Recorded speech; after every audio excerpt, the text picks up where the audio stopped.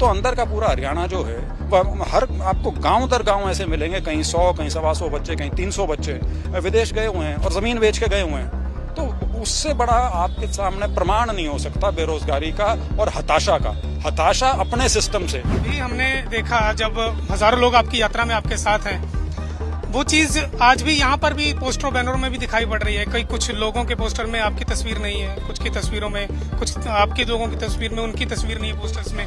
ये आपको लगता है कि मनभेद और मतभेद वाली चीजों को तमाम वो बड़े नेता थे जो कह रहे थे कि ये कांग्रेस की यात्रा नहीं है, ये आपकी निजी यात्रा है, आपको लगता है जवाब मिल गया इसमें? कुछ लोगों ने आपकी पुरानी वीडियोस निकाल के भी डालनी शुरू की जब आप एमपी थे। हाँ, बड़ी अच्छी बात। कहना शुरू किया कि जी ये देखिए ये तो किसानों के विरोधी हुआ करता है। हर आदमी के जीवन में एक सफर होता है, जैसे यात्रा है। सद्भाव यात्रा करीब 200 दिन से जारी है। 85 विधानसभा हल्के ब्रजेंद्र सिंह जी ने कवर कर लिए। हमारे साथ मौजूद हैं। आज राहुल गांधी यहाँ पर पहुंचे थे। सर, राहुल गांधी आज की आपकी यात्रा में आए, आपका लुक भी राहुल गांधी की तरह हो गया जब वो श्रीनगर पहुंचे थे। तो कितना बल मिलता है, कितनी आपको उत्साह मिलता है राहुल गांधी के आ जाने के बाद, जब आपकी पार्टी के ही लोग आपको घेर रहे थे? देखिए, हमें प्रथम बल जो मिला है यात्रा को, वो राहुल गांधी जी की अनुमति से मिला है। उन्होंने हमारी यात्रा को अनुमति दी थी, जिसके बाद हमने इसकी घोषणा की, इसकी शुरुआत की। उसके बाद निरंतर उनका साथ और उनका आशीर्वाद हमारी यात्रा के साथ रहा है, पहली चीज। दूसरा बल मिला हमारे जो सद्भाव यात्री हैं, जो घर दर छोड़ के पिछले 7 महीने से इस यात्रा में निरंतर लगे हुए हैं, दूसरा वो।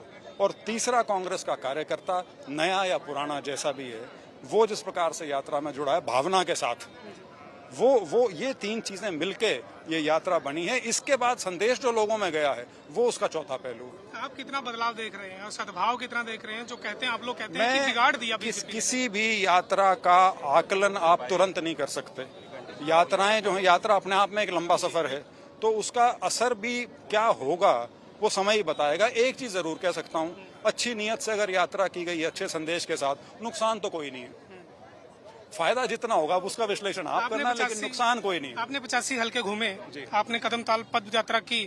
राहुल गांधी कह रहे हैं कि उन्होंने आपसे बात की तो उन्होंने बेरोजगारी सबसे बड़ा मुद्दा देखा। आपने धरातल पे क्या देखा? हरियाणा को क्या चाहिए, क्या कहा? वही, जब हम यात्रा में जब आ रहे थे तब उन्होंने मेरे से पूछा।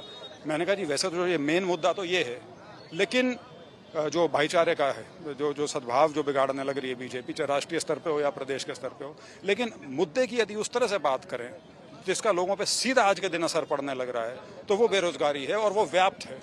वो हरियाणा का कोई हिस्सा, चाहे ग्रामीण इलाका हो या शहरी इलाका हो, कोई छुआ हुआ नहीं। ये जो बाहर जाने की जो होड़ लगी है, ये शौक से नहीं जा रहे लोग। वो शौक से जाने वाला एक समय था जब, क्योंकि पंजाब के लोग बहुत जाते थे, तो एक बेल्ट थी पंजाब के साथ लगती जहाँ के लोग जाते थे। लेकिन अब तो अंदर का पूरा हरियाणा जो है, हर आपको गांव दर गांव ऐसे मिलेंगे, कहीं 100 कहीं 125 बच्चे, कहीं 300 बच्चे विदेश गए हुए हैं और जमीन बेच के गए हुए हैं।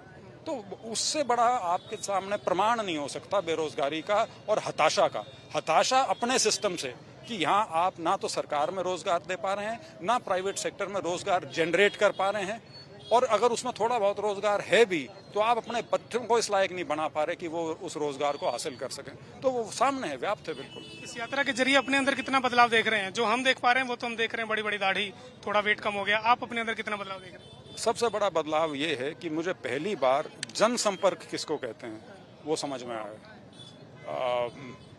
अब कहने को तो सारे मुद्दे जो मैं कह रहा हूँ ये पहले भी पता थे, लेकिन सही मायने में वास्तविकता अपनी आंखों से महसूस की और देखी, वो इस यात्रा के माध्यम से हुई है।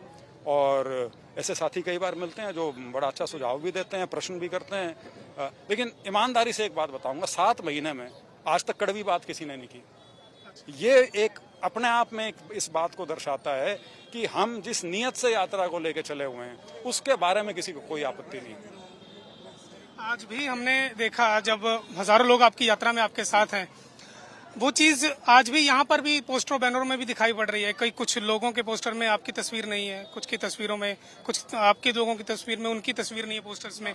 ये आपको लगता है कि मनभेद और मतभेद वाली चीजों को खत्म? हमारी जो तस्वीर है वो ये है, और ऊपर वाली लाइन देख लेना, उसमें अगर कोई मिसिंग हो तो बता देना, अगर कोई मिसिंग हो तो उसको भी जोड़ देंगे। अच्छा, राहुल जी ने कहा कि यार आपने दाढ़ी तो मेरी तरह कर दी। अदरवाइज इंडिविजुअल पोस्टर जो आदमी लगाता है ये उसकी छूट है। राहुल जी ने कुछ दाढ़ी की टिप्पणी की ना यार, इतनी घनिष्ठता नहीं होनी चाहिए अपने नेता के साथ। एक थोड़ा सा अंतर हमेशा रहना चाहिए। भूपेंद्र सिंह हुड्डा भी आज आ गए। तमाम वो बड़े नेता थे जो कह रहे थे कि ये कांग्रेस की यात्रा नहीं है, ये आपकी निजी यात्रा है। आपको लगता है जवाब मिल गया इस मंच से? नहीं, कोई जवाब देने की बात नहीं थी। पहले दिन से हमारी यात्रा कांग्रेस की यात्रा थी। जिस यात्रा की अनुमति खड़गे जी से और राहुल गांधी जी से लेके की हो, कांग्रेस के झंडे तले और कांग्रेस की विचारधारा को बढ़ाने के लिए जो यात्रा निकाली हो, उसके बारे में कोई कुछ कहे उसका कोई मायने नहीं रहता। पार्टी को मजबूती के लिए और एक संदेश लेके लोगों के बीच में निकले थे और इस पूरे रास्ते में अनेकों नेता इसके साथ जुड़े हैं। किसी ने भाग लिया है, कोई यात्रा में चला है, किसी ने वैसे समर्थन किया है। और आज वो क्योंकि एक स्टेज पे आपको दिख गए तो आपको लगता है सारे आ गए। तो ये चीज मैं पहले दिन से कह रहा था। कुछ लोगों ने आपकी पुरानी वीडियोस निकाल के भी डालनी शुरू की जब आप एमपी थे। हाँ, बड़ी अच्छी उन्होंने कहना शुरू किया कि जी ये देखिए ये तो किसानों के विरोधी हुआ करते थे। हर आदमी के जीवन में एक सफर होता है, जैसे यात्रा है, और उस यात्रा में बहुत सी ऐसी चीजें भी होती हैं जो शायद बाद में जाके आपको प्रिय ना लगें। तो जिन लोगों को आपसे तकलीफ हो, ऐसी चीजें कुरेदते हैं, उनको निकालते हैं, तो ठीक है, चलता है। माने कि एक आईएएस पीछे छूट गया और आगे एक नेता, राजनेता आगे आपके अंदर। कोई भी व्यक्तित्व जो बनता है वो किसी चीज को मार के नहीं बनता, वो सब चीजों की हिस्सेदारी, भागीदारी बन के वो बनता है और इवॉल्व करता है। तो 21 साल की जो नौकरी है वो मेरे जीवन का हिस्सा है।